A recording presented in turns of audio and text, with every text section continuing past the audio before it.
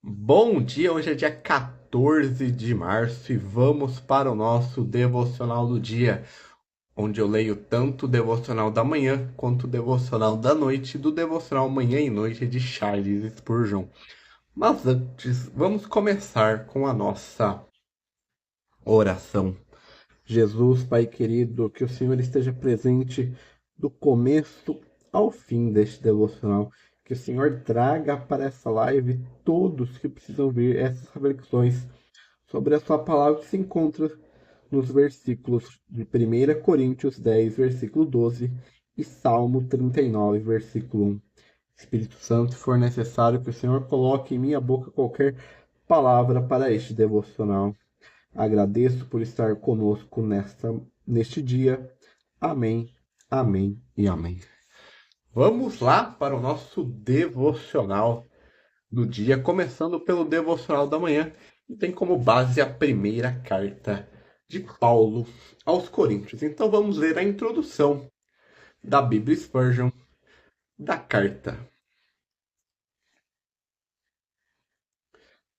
Autor e período da escrita, eventos que antecedem a epístola.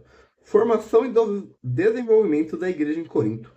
Durante sua segunda jornada missionária, o apóstolo Paulo foi à Europa pela primeira vez por volta de 51 a 54 d.C. Ele também foi para Corinto via Filipos, Tessalônica e Atenas. Ali permaneceu por 18 meses, pois o Senhor disse: porque tenho muitas pessoas nessa cidade. Como sempre, Paulo começou seu ministério pregando o evangelho na sinagoga dos judeus. Muitos chegaram a crer no Senhor Jesus, porém, quando os outros judeus recusaram a mensagem, Paulo se retirou de perto deles e também falou aos gregos. Foi assim que uma grande assembleia de judeus e gregos surgiram nessa cidade como resultado da atividade do apóstolo. Corinto era uma grande cidade portuária e comercial localizado no Istmo ao norte da Grécia e no Peloponeso, com dois portos famosos, Cencreia e Lecaion. Sua localização central fez Corinto um grande centro de comércio, cultura e filosofia, mas também de entretenimento, imoralidade e idolatria. A imoralidade dos coríntios era notária. A Assembleia em Corinto consistia em judeus e gregos. Foi exposta de duas maneiras às influências do mundo ao seu redor. Em primeiro lugar, porque a maioria se tornou cristã, tinha um passado pagão. Em segundo lugar, porque eram continuamente expostos a seu ambiente maligno. Aprendemos, por meio da epístola, que a imoralidade sexual da cidade de Corinto havia influenciado parte da igreja. Alguns crentes não viram nada de mal em comer alimentos que haviam sido oferecidos a ídolos. Outros não tiveram problema nenhum em entrar em templos de ídolos. Também havia problema entre os cristãos, espíritos de divisão levando às discussões, irmãos entrando em juízo com o irmão, desordem nas reuniões e, finalmente, negação da verdade cristã fundamental da ressurreição. Além de tudo isso, alguns homens se levantaram e tentaram lançar divisões acerca da autoridade apostólica do apóstolo Paulo.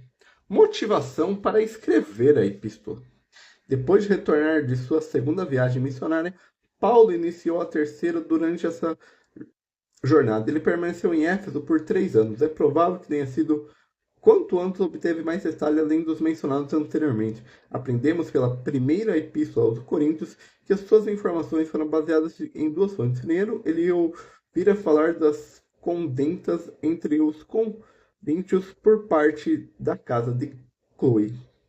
Depois, os coríntios escreveram uma carta a Paulo fazendo várias perguntas que o preocuparam.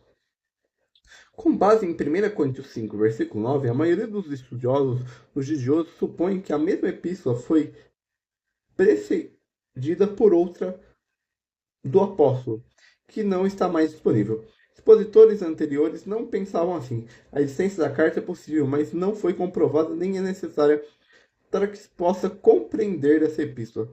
É muito provável que o apóstolo referia a epístola aos romanos ao dizer: eu vos tenho escrito por carta. Assunto e propósito dos escritos.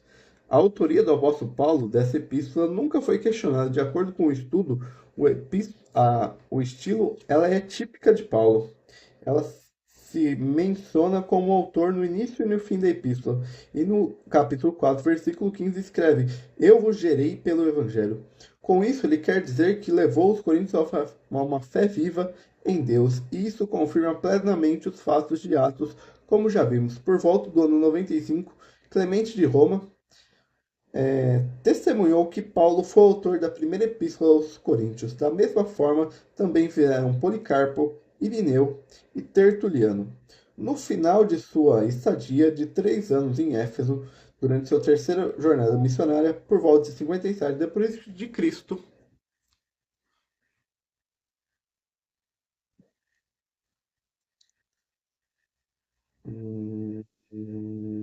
Cadê? Por volta de 57, o apóstolo petulante, mais guiado pelo Espírito de Deus, começou a escrever uma epístola muito séria e extremamente importante para a igreja em Corinto. A primeira e segunda epístola aos Coríntios são as únicas no Novo Testamento dirigidas à igreja de Deus como tal. Não dirigidas somente à Assembleia, mas também a todos os que estão em todos os lugares que invocam o nome de Jesus Cristo, nosso Senhor, tanto deles como nosso. Isso enfatiza a importância geral dessa epístola para todos os cristãos que professam pertencer ao Senhor Jesus. Talvez por isso o título Senhor aparece muito mais vezes na primeira carta aos Coríntios do que em qualquer outra epístola do Novo Testamento, quase 70 vezes. A uniformidade e fundamentação geral dos ensinamentos do apóstolo são enfatizadas em 1 Coríntios 4, versículo 17, capítulo 7, versículo 17 e capítulo 14, versículo 33. A primeira epístola aos Coríntios contém as instruções mais precisas para a ordem interior e para o comportamento em conjunto da Igreja de Deus, sob a orientação e o poder do Espírito Santo. Por consequência, a responsabilidade dos crentes é repetida várias vezes. Por exemplo, pelas palavras não sabeis. Com, a primeira parte da epístola, os capítulos 1 ao 9, vê a igreja sob o aspecto de um edifício, um templo sagrado para Deus. Nesta casa de Deus, a ordem divina deve reinar, e também por isso que a responsabilidade do homem na construção. Na ordem e disciplina da igreja, o capítulo 5, é mencionado aqui. No capítulo 10 em diante, o assunto principal é a igreja de Deus como corpo de Cristo.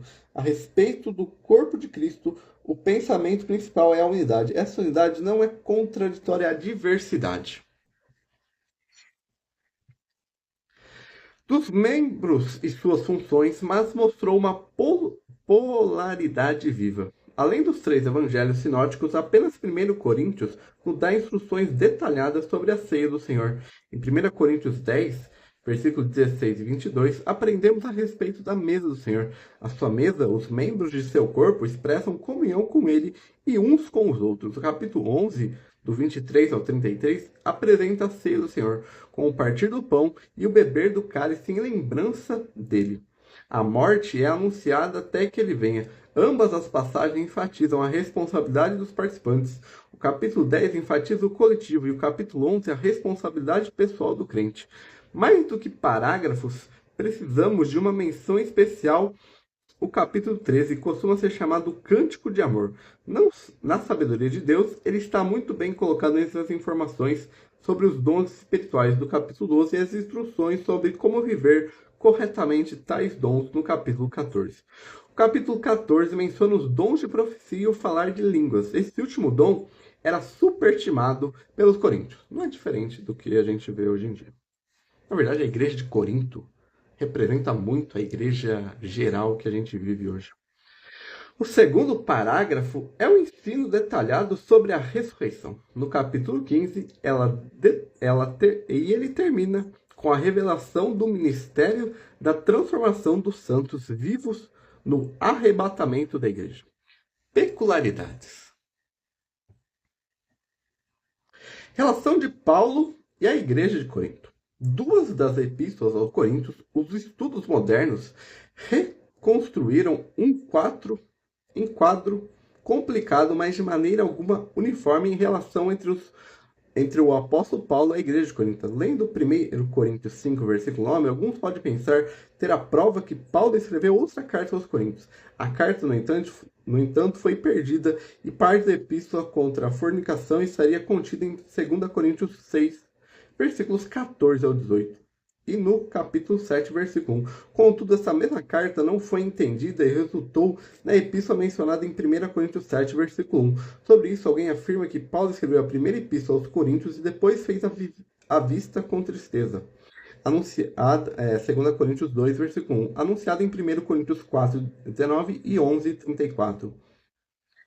E no 16, versículo 5. Em nenhum lugar do Novo Testamento encontramos outra menção a essa visita. Após isso, supõe-se que Paulo tenha escrito outra epístola com lágrimas, segundo Coríntios 2, versículos 4 e capítulo 7, versículo 8, que, segundo alguns, foi parcialmente preservada em 2 Coríntios 10, 11, 12 e 13, chamada Epístola de 4 capítulos. E somente depois disso, supõe-se que Paulo tenha escrito a segunda epístola aos Coríntios como a epístola da reconciliação. Ainda outra suposição relacionada a essa teoria, que é 1 Coríntios 5, não fala da mesma pessoa que 2 Coríntios 2 e 2 Coríntios 7. A pergunta respondida por Paulo se referia à epístola anterior, ainda não existente em 1 Coríntios 5, versículo 9. Não é fácil de responder. No entanto, no Novo Testamento, especialmente as epístolas aos Coríntios, forneceram uma imagem muito mais fácil. Paulo escreveu a primeira epístola aos Coríntios com um coração muito sobrecarregado, pois sempre tinha em mente os tristes eventos e condições dessa igreja. Paulo pretendia visitá-los uma segunda vez. Todavia, ele sabia que tal visita levaria a sofrimento e por isso absteve-se dela para poupar os coríntios. Em vez disso, ele enviou Tito. Após o retorno dele, Paulo escreveu a segunda epístola aos Coríntios enquanto estava na Macedônia. Quando Paulo escreveu com angústia e aflição de coração, de acordo com 2 Coríntios 2, versículo 4 e capítulo 7, versículo 8, menciona sua primeira epístola. Ali discorreu especialmente no capítulo 5 sobre o grave caso de fornicação. Portanto, não é necessário pensar em outra epístola entre essas duas existências. A pessoa mencionada em 2 Coríntios 2 e em 2 Coríntios 7 deve ser vista como idêntica ao adultério da primeira epístola. O Espírito Santo não leva seu inspirado a escrever a introduzir uma pessoa nova, até então desconhecida, sem nenhuma explicação. O Espírito Santo refere a fatos já conhecidos pelo leitor. Em 2 Coríntios 12, versículo 14 e 2 Coríntios 13, versículo 1, Paulo menciona pela terceira vez sua intenção de visitá-los, embora de fato ele tenha sido apenas sua segunda visita. De acordo com Atos, capítulo 20, versículos 2 ao 3, essa visita provavelmente ocorreu durante a estadia de 3 meses de Paulo na Grécia, porque foi durante esse período que Paulo, estando em Corinto, escreveu a Epístola aos Romanos. Nela, ele fala de sua própria jornada a Jerusalém. Também menciona Febe, uma irmã de Crencria que servia a igreja de lá, e sua anfitrião Gaio. Visão no geral do conteúdo, a gente vai ler sobre o capítulo 10, que é o capítulo do versículo do nosso devocional. A mesa do Senhor e a responsabilidade. Então, a carta aos Coríntios, a primeira carta, é uma das cartas mais importantes que a gente tem, principalmente para os cristãos de hoje. Paulo fala muitos assuntos atuais, fala sobre os dons do Espírito, fala sobre a ceia, fala sobre a nossa responsabilidade como cristão. Essa é uma carta essencial se você nunca leu. Então vamos lá. Aquele, pois, que pensar estar de pé, veja que não caia. 1 Coríntios 10, versículo 12. É curioso que haja algo como ter orgulho da herança. Um homem diz: tenho grande fé, não cairei em uma fé pequena, poderei tombar, mas eu jamais. Tenho amor fervoroso, diz outro. Posso suportar, não há perigo que me desvie. Aquele que se vangloria da graça, tem pouca graça para se orgulhar. Algumas que o fazem acham que suas virtudes podem mantê-los, não sabendo que o fluxo deve brotar constantemente da fonte, ou de outra forma, o poço logo secará. Se o fluxo contínuo de óleo não chega ao lampião, ele brilhará hoje, mas soltará fumaça amanhã e seu aroma será nocivo. Tome cuidado para não se vangloriar de suas virtudes, mas deixe que todo o seu louvor, confiança, estejam em Cristo e em sua força, pois apenas isso evitará sua queda. Ore mais, invista mais tempo em santa adoração, leia as Escrituras com mais fervor e constância, tenha mais cuidado com a sua vida, viva mais perto de Deus, escolha os melhores exemplos para seu comportamento. Deixe seu perfume com afeição pelas almas do homem. Deixe seu coração. Deixe que sua conversa tenha o aroma do céu. Deixe que o seu coração seja perfumado com afeição pelas almas do homem. Então viva para que eles saibam que você está com Jesus, que aprendam com ele. E quando aquele feliz dia chegar, quando aquele que você ama dizer, suba para cá, que você possa ter a felicidade de ouvir dizer, combateste o bom combate, completaste a carreira, e agora eis a coroa da justiça que não desaparecerá. Siga em frente, cristão, com cuidado e atenção. Siga com temor e tremor santo. Siga com fé e confiança apenas em Jesus, que a sua constante súplica seja apara-me segundo a tua promessa. E somente ele é capaz de vos guardar dos tropeços para vos apresentar com exaustão imaculado diante da sua glória. Então esse é o nosso devocional da manhã sobre a gente não se gloriar. Não é porque a gente é cristão que a gente não vai passar por dificuldades. Não caia nessa soberba que alguns cristãos têm, que acham que são os lírios do campo, alguma coisa que só porque a gente é crente a gente pode fazer todas as coisas, a gente pode... Não, a gente tem que vigiar, a gente tem que... Como o próprio Spurgeon escreveu aqui, a gente tem que ter mais momentos com a palavra, mais momentos de oração, mais momentos de comunhão. Então, cuidado com a soberba cristã. E agora vamos para o nosso devocional da noite, lendo a introdução do livro dos Salmos da Bíblia Spurgeon. Circunstância da escrita. Como o livro é uma coleção de muitos salmos diferentes, escrito ao longo de um grande período de tempo, não há apenas um autor para essa coleção. De longe, a designação mais comum é Salmos de Davi, que pode se referir a Davi como autor desses salmos. O papel dele como músico na corte de Saul, bem como suas muitas experiências como pastor, soldado e rei, o tornam provável candidato à composição desses salmos. Outros títulos incluem a designação de Salomão, Salmos 72 e 172, Asaf, 50, e do 70 ao 83, filho de Corá, 42, 44, do 42 e do 44 ao 49, Etã, 89, Emã, filho de Corá, 88, e Moisés, Salmo 90. Salmos consistem em muitos hinos e orações diferentes, escritas por indivíduos mais usados pela comunidade. Se considerarmos os nomes que constam no título como autores, a data da composição varia do tempo de Moisés, século XV a.C., até um tempo após o exílio, sexto século antes de Cristo ou mais tarde. Alguns dos títulos contêm informações históricas que podem indicar o local e o contexto da escrita. As informações podem não se referir à data da composição, mas os locais onde seus conteúdos estão inseridos, tendo sido descritos algum tempo depois dos eventos terem ocorrido.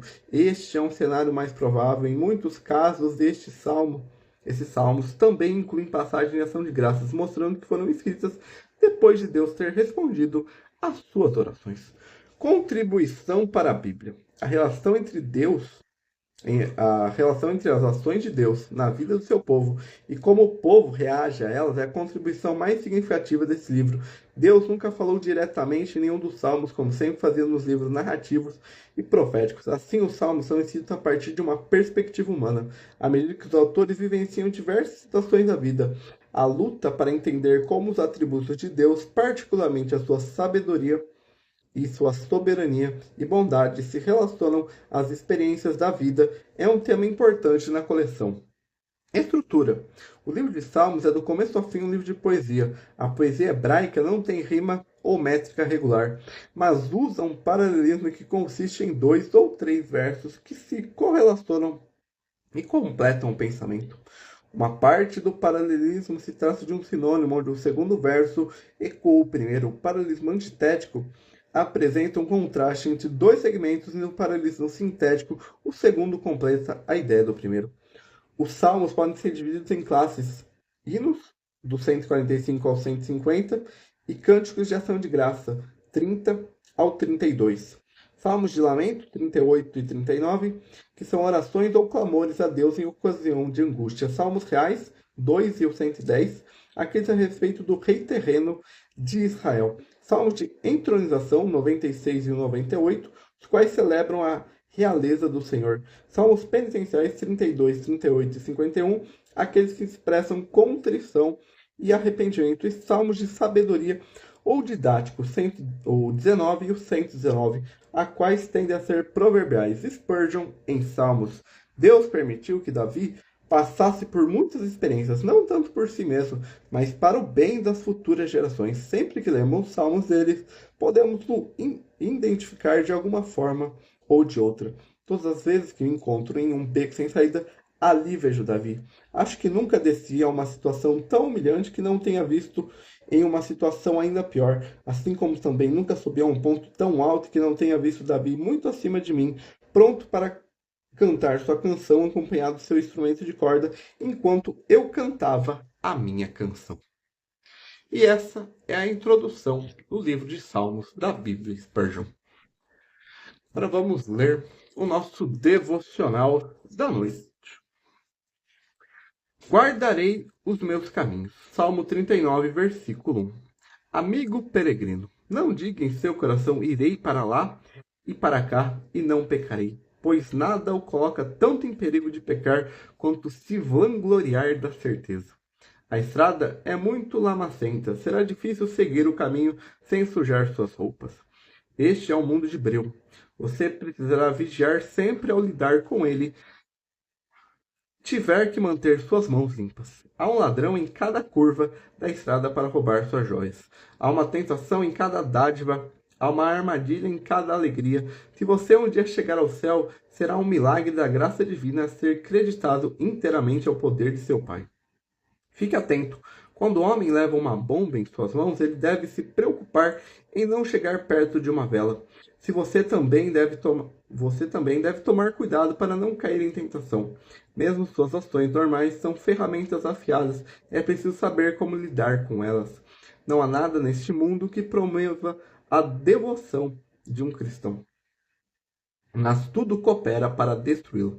Como você deveria estar ansioso para olhar para Deus, para Ele sustentá-lo? A oração deveria ser: sustenta-me e serei salvo. Tendo orado, você deveria também vigiar. Cuidado de cada pensamento, palavra e ação com zelo santo. Não se exponha desnecessariamente, mas se for chamado a se expor, se for enviado para outros, para onde os dardos estão voando, nunca se aventure sem o seu escudo, pois uma vez que o diabo o encontre, sem sua armadura, ele se deleitará com a chegada da sua hora de triunfo e logo fará você cair ferido por suas flechas. Você não poderá ser morto, mas poderá ser ferido. Sede sóbrios e vigilantes. O perigo pode vir numa hora em que tudo parece estar seguro. Por isso, guarde os seus caminhos e vigie em oração. Nenhum homem jamais caia no erro estando tão alerta. Que o Espírito Santo nos guie em todo o nosso caminho, para que todos eles sempre agradem ao Senhor. E esse é o nosso devocional da noite, que a gente tem que vigiar. Como Pedro fala em sua carta, o diabo é como um leão que espera um tropeço, espera uma armadilha. E quando a gente normaliza o pecado, tornando ele algo insignificante, a gente falou sobre isso nos devocionais, acho que foi de ontem ou de antes de ontem, sobre a importância de a gente não menosprezar o pecado. Não é porque é uma portinha que o diabo não vai entrar. Ele não precisa de uma porta gigante, ele precisa só de uma brecha. E não deixe brechas para o diabo. Como Tiago fala em sua carta, resistir ao diabo que ele vai embora de você. Mas tem assuntos como imoralidade sexual que Paulo fala, fuja. Não tem como enfrentar. Então, esse é o nosso devocional do dia 14 de março. Amanhã nós voltamos com a programação normal. Devocional da manhã aqui no Instagram e o devocional da noite lá no TikTok.